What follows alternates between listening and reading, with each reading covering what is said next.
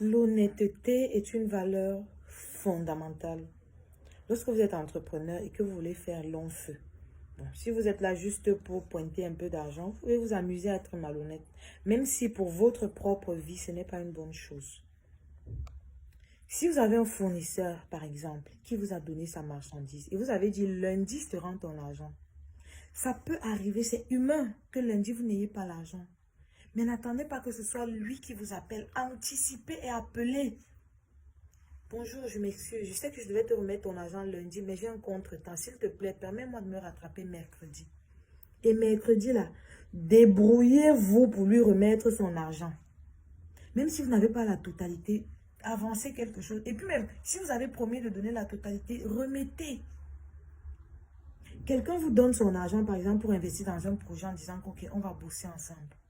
Après, vous ne le prenez plus au téléphone, vous faussez toutes les données, vous commencez à jongler. Et après, vous allez vous plaindre que je cherche le financement, je ne le trouve pas. C'est que même les gens qui ont l'argent pour investir, pour financer, ils ont peur de vous. Parce qu'après, c'est la malhonnêteté qui suit. Celui-là, quand il n'a pas encore d'argent, il est comme l'agneau. Il te promet monts et merveilles. Il te rassure que non. Si tu investis dans son projet, ça va aller bien. Il va te rendre compte toutes les semaines, tous les mois.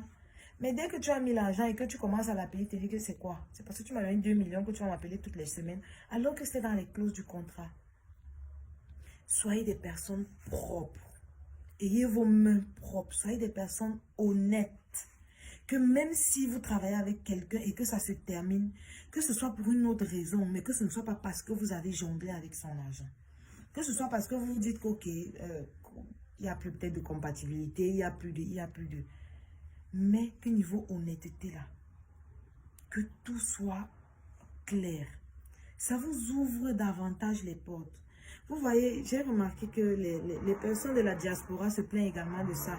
Oh, on veut bien investir au pays, on veut bien donner de l'argent à nos familles pour faire des choses, à nos frères et tout le reste là.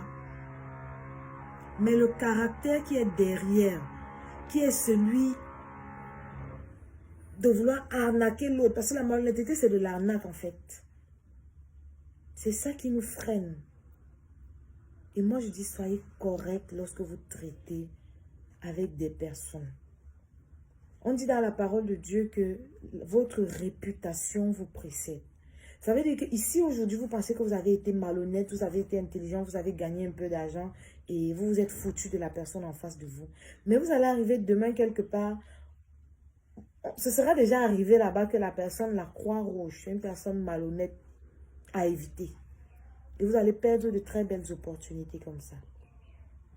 Donc faisons un effort d'être correct. Ok?